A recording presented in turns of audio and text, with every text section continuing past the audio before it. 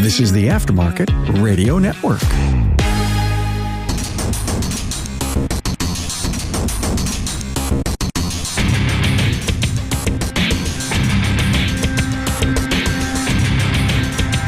Hey, Matt Fanslow here. I am so happy if you guys could join me today. This is my very first episode of Diagnosing the Aftermarket A to Z. I am Matt Fanslow, and I am a working diagnostician and shop manager for an independent all makes, all models repair shop in Red Wing, Minnesota. Today is really fitting for the launch of this because I'm going to have my friend Carm on, and a while back I did a For the Record with him, and it was about the Kobayashi Maru, which is a reference to Star Trek, and it just so happens that today Captain Kirk went to space. So I can't think of a better way to launch the podcast, coinciding, a little bit of synchronicity, if you will, with William Shatner launched into space, our Captain James T. Kirk, who is the one person who beat the Kobayashi Maru. So this podcast, we called it A to Z for a reason. And the reason is I have a lot of interests, and they're far and wide, but all really have to do with auto repair, our profession. Be it managerial, be it in the, in the trenches, in the bays. A passion of mine is technology, diagnostics, and even just management philosophy. I get a lot of credit for different takes on different subjects.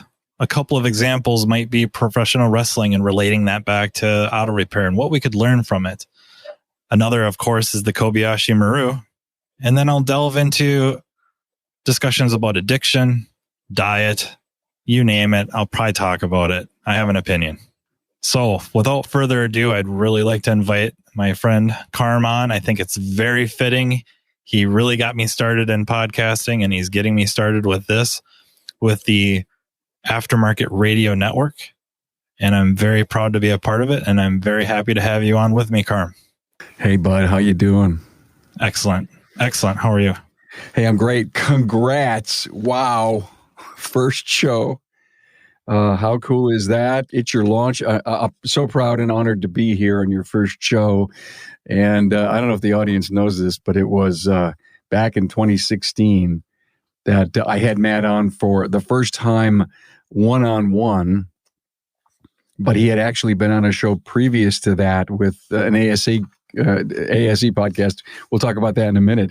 But me and Matt went one-on-one August 26th, 2016, episode 146. And we're I don't know, episode 600-700 right now. I haven't even looked. and it was a long time ago.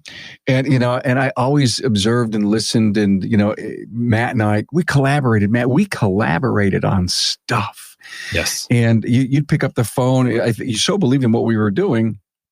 And you'd say, hey, what about this? It wasn't about Matt being on the show. It was about him sharing ideas and thoughts and, your mind, which is diagnosing the aftermarket A to Z.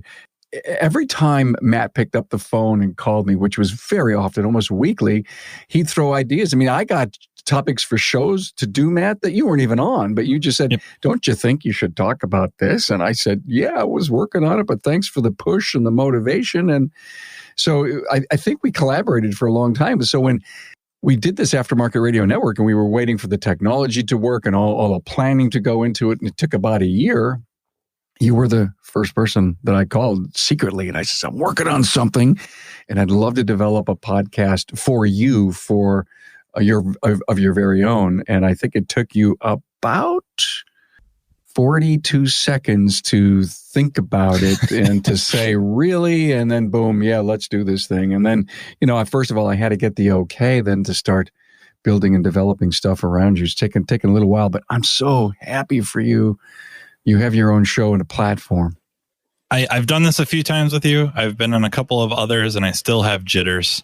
And it's funny to me that so many of our interactions bring about science fiction type of references, because 42 explodes in my head. Hitchhiker's Guide to the Galaxy. That's the answer. That's the answer to everything. 42. So I don't know. It keeps coming up.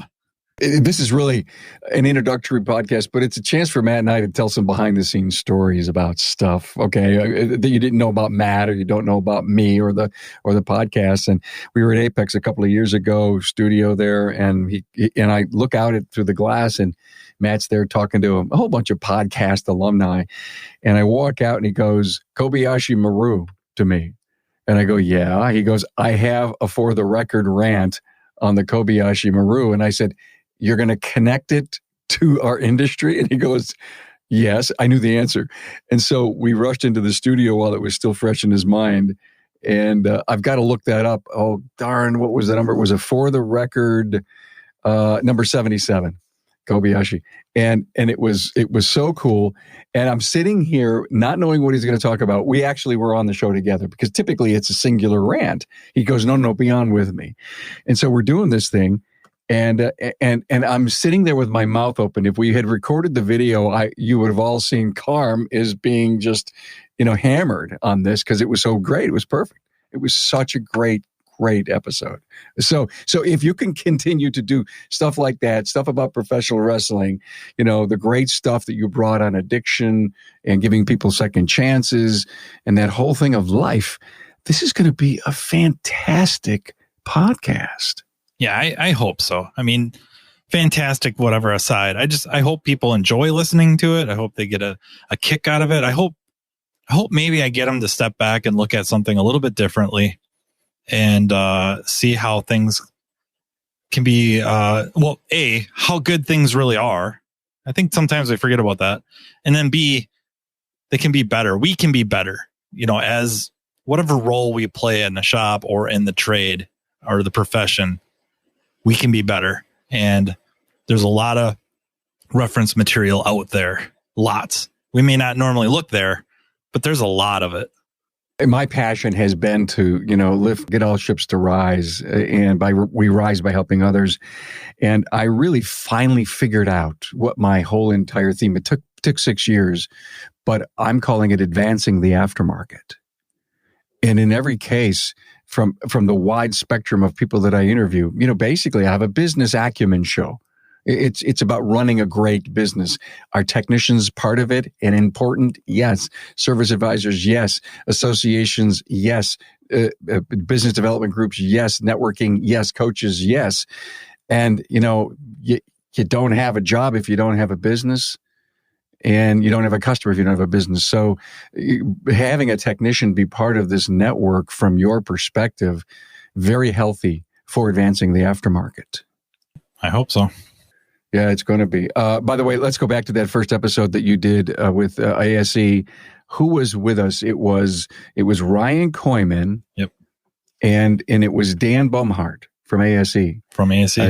Ryan is still with Standard Motor Products. You were a subject matter expert. I reached out to Ryan and I said, "Do you know anybody you can get?" And he goes, "Yeah." So he calls you and says, he's like, "I know this guy. He's going to do a podcast on ASE, and I would like you to join Baumhart and I." So Ryan and I are, I think, fairly good friends. Baumhart and I are really, really good friends. And we're talking about something I was very passionate about. It was so easy to do, to sit with those two, and then yourself made it so easy. But having them two there to talk, to banter, and again, like, I'm very passionate about ASE, what ASE does, and kind of our skewed expectations with them. It was a blast to do. It was a total blast to do. And then after we recorded, you called me up and said that was really good.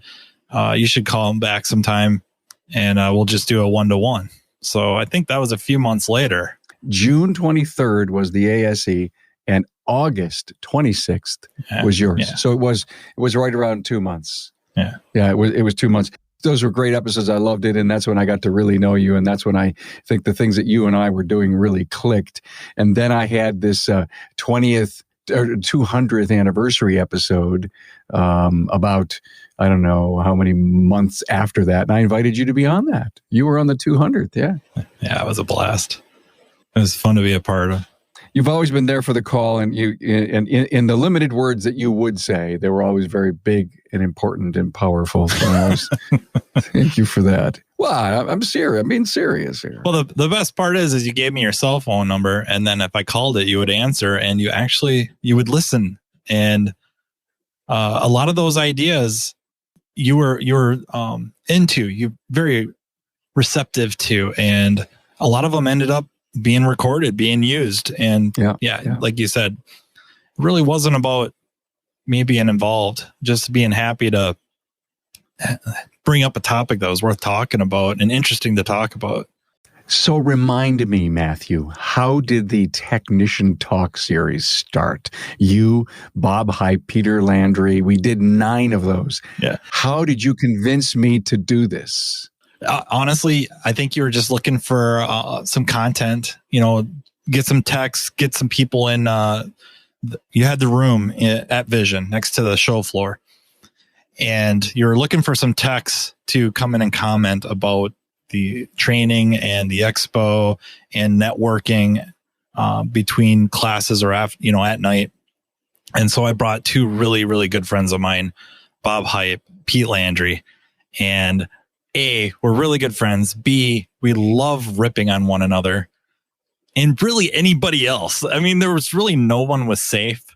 And I don't know, it's probably used too much, probably abused, but it just felt like magic. It just worked. And with you there kind of guiding and pulling the reins back a little bit here and there, and then just sometimes having to give up and let Bob or Pete go. It was so much fun. It was so much fun. And a lot of those topics that, we do later on in later episodes, we came up with those, 20 minutes before recording, and you just flip the microphone on and go. Yeah. And I never knew what they were. You mentioned about listening. Part of what a good interviewer is and what I'm passionate about is listening with my heart. I mean, really intent listening. So I'm listening to you guys. They're in the room. They're trying to have some fun and levity and, bring some, good think. Trying really hard to watch our language. We tried hard. Let's not go there. But as a good listener, as I was clinging on every word, my role is I'm nowhere near their level of, knowledge and expertise and passion and years being a diagnostician. But I'd have to stop and say, hey, wait a minute. What's that again? And explain that to me. And did you really mean this? So I think I was kind of I was the stitching that held some of the cloth together. And it wasn't that I was trying to derail your discussion. I was trying to understand it the best. Yep. And that's very much needed. You got to have some levity, and you got to have somebody bring it. I don't want to say down, to whatever level, but you can't assume everybody knows exactly what you're talking about the whole time you're talking about it, and to have somebody there to kind of check it and go, hey, what do you mean by that? Maybe it was an acronym. Maybe it was something, technical and theoretical. And sure, Bob, Pete, and we probably talked about it before, so we kind of know what we're talking about. So it was very good to have you there to kind of pull it back a little bit and say, hey, what do you mean by that? Or can you talk a little bit more about that? You were really good about that. That was something in a episode you had me host with women, Michelle, and a couple other women, a shop owner, a service advisor, Michelle, the technician. You're so good at, they would say something, and then the ability to go, well, hey, what do you think about that, to somebody else and get their take on it. And that was not good at that. And it's something. And you will become. I just can't wait for you to blossom like I did after my first year or two. And I look back, I didn't want to listen to anything I did early on. And hopefully this stuff is going to be really good that you're doing right now. But you're going to look back and you're going to say, wow, I really blossomed as an interviewer. I blossomed as a podcaster. And, because of my passion.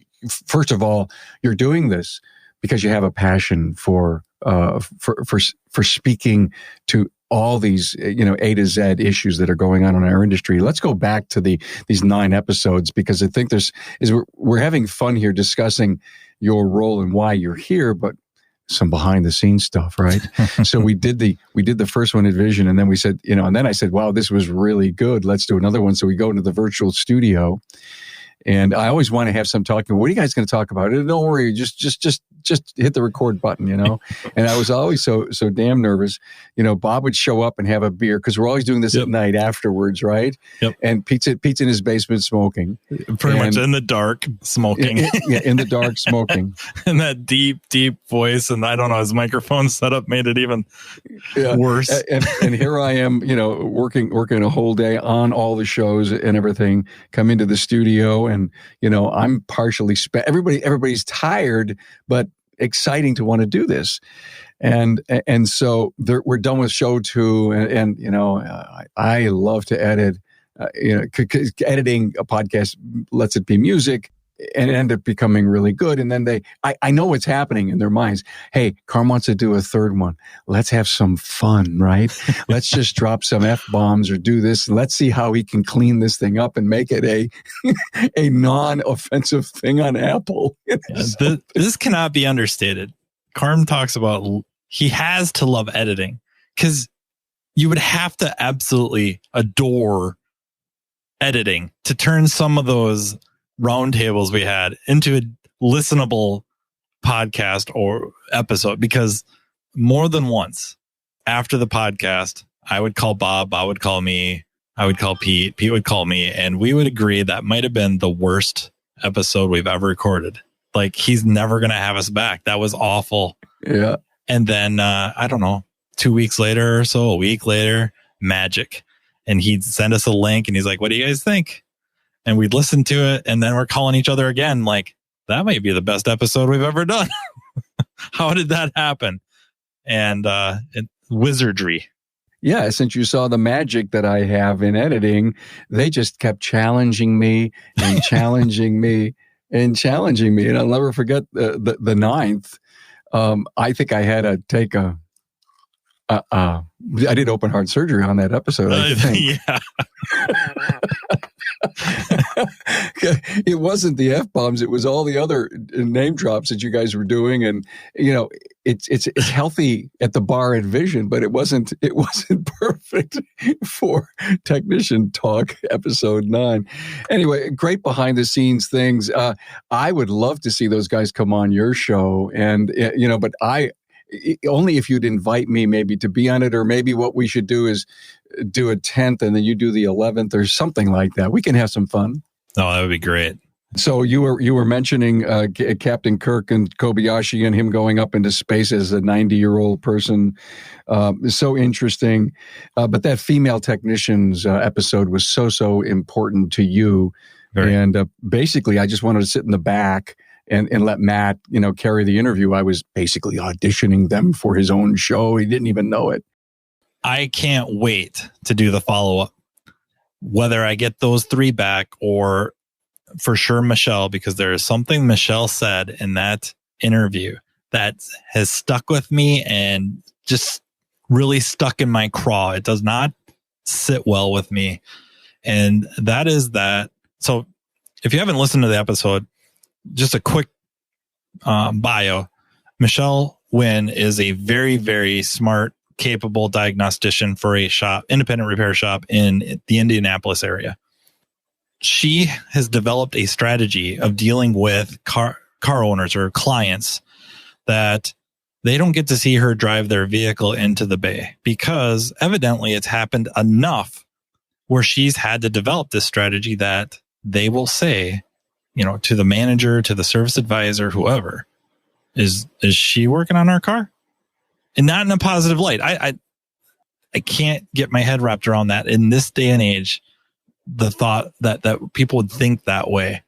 And she is, one of the best in that area of repair. She's one of the best. And now they can't get over the fact that she's female. That just really, I wish I had words for it. It's very frustrating and very disappointing. Yeah, Matt was really rocked by that. I remember him talking after we recorded that show. By the way, it's episode 549. We released it on June 30th of 2020. And if you have your podcast listening app, it's so difficult to scroll down to 100 episodes, for example. You can always go to my website, remarkableresults.biz. Just type in 549 in the search bar. Boom, it'll come up and you can hear it. And hopefully, maybe you can even do a search on your listening app. I'm not sure if that can be done on every podcast listening app that's out there. But yeah, that was excellent. I mean, you had a fire at the shop. We did an episode on that. We did one on journaling. I got a lot of feedback on those two. The fire episode, I got a lot of private messages and emails from really shop owners, technicians, and managers. Shop owners and managers talking about how they called their agents up, got them in, discussed their insurance policies, and found out just how horrifically underinsured they were. Yeah. Like, almost to the point of, I think in some cases they fired the agent. And then technicians never thinking about, if something happens, what are my assets protected? And finding out that even this is not dumping on the shop owner one bit. Nobody knows that they're not covered, not nearly enough. And that made me really happy that may have helped somebody potentially avoid tragedy, not just with the loss of shop and income and all that, but man, how horrible would that be to have something like that happen? It wouldn't even have to be a fire, and one of your technicians lost a lot of their tools and equipment, and then they're left hanging. That would be terrible. And then the journaling, that must have hit a nerve. I know it hit a nerve with you. When I called you up, it was seriously on a whim. I called you up. I have this idea, especially for people coming in trying to learn something that they're wildly unfamiliar with. What do you think of, keeping I think we were talking about diary rather than journal, but, going in and jotting stuff down, not as reminders, but also how you feel, stuff like that. And you were very receptive to it. You were ready to record like that night. And I said, I got to do some research because I want to find out if there's anything, scientific backing this up. And it turned out there was. So I'm really glad I did it. And that got some really, really good feedback. Really good. It's good to hear. Like not just the attaboys, not that. It's people saying like, hey, I'm putting this into practice and I can tell a difference within a month. Like already, I'm doing this better, that better. I'm more comfortable doing this. I've figured out how I learn. I'm better at advocating for myself to help me learn this new process or this new technique or whatnot. When you hear from people that listen to podcasts while they're on the treadmill, while they're cutting the grass, why do you listen to podcasts? Because some always, they listen. Some listen to fiction, some listen for entertainment, but some of them listen to learn, which is what we've always said, listen to learn just one thing. And in our industry, this podcast has been just that. Within all the different venues that I've done, we have over 1,000. And then when we add yours to the network and we start building on that and we start connecting and cross-promoting, this is going to be continue to be a great learning tool. Now, I hope you keep calling me with ideas. I appreciate that, even though you've got your own show, because they may not all work on your show. Absolutely. Some of your ideas may work over on Remarkable Results Radio, the Town Hall Academy or something. Yeah, I can't imagine not calling or texting you ideas. That wouldn't be me. I don't know. Here's the deal. We're working together, so we are kind of attached somewhere at the hip here. We'll probably need you to say, well, I don't know why you're telling me this. You should do it on your own show. That's right. That's a really good idea, but I ain't going to do it. You're going to do it. So what do you got planned? Can you give us some ideas? I mean, are you going to do interview show, do a monologue? What are you going to do? Right or wrong? It's probably like, for better or worse, what I feel like. Well, that's the right answer, right? I have ideas and plans of where it's just me talking about something. For instance, I think I'm going to just talk about a vehicle I ran into that is jacked up. It's the most jacked up vehicle I've ever seen in my life, ever worked on in my life. And I used a piece of equipment that I never use. And it's a really, really, really common piece of equipment that if you do electrical diagnostics at all, you probably use it regularly. And I don't. And I have my reasons. But in this case, it's what led to the repair. Talk about that. And I may do that alone. I may ask somebody to come on with me and banter with me. I have ideas for interviews, individuals that I really get a kick out of listening to, talking to, learning from. There's so many really, really, really smart people in this profession. And there's so many very, very good, wonderful individuals in this profession. And man, the more I can talk to them, the better. The more I can introduce them to the profession, the better. That is a very exciting idea for me, to take somebody that maybe nobody really knows about, or maybe they see their name pop up on social media or a professional network, but then I'll get to hear them speak and talk about whatever we do, whatever it is they do. Man, that is a really exciting prospect for me. It's a rush. When people would write to me and you saved my marriage, we listen to you on the way to work. We pull ideas. We share with our team. We watch the videos. We do webinars around them. Thank you for this resource. People do learn from podcasts as long as they start with an open mind, and we can bring all kinds of different topics. And that's what I believe Matt has shared with me. The people that he'd love to interview, some of the topic ideas that he has, and they're excellent. I mean, really top shelf, off the wall, good stuff. And some people I don't even know, which is great. Great new voice coming on board, like you just said. We want to introduce them to the world of the automotive. So, damn excited for you on launching this thing.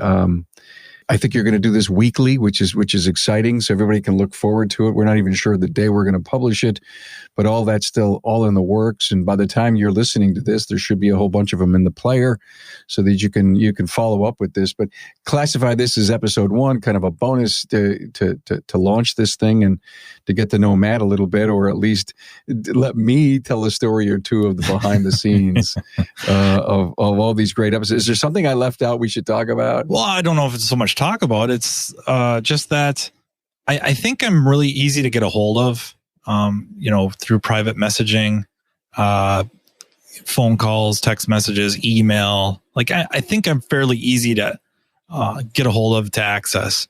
And I really, really look forward to and hope that you as a listener don't hesitate to reach out to me, to be on the show, to toss out an idea of a subject you would like to hear about, anything like that. And then, of course, feedback on the show would be phenomenal. I very much just don't have the ego. I don't know. I just don't have that ego where I can refuse honest, hopefully constructive criticism.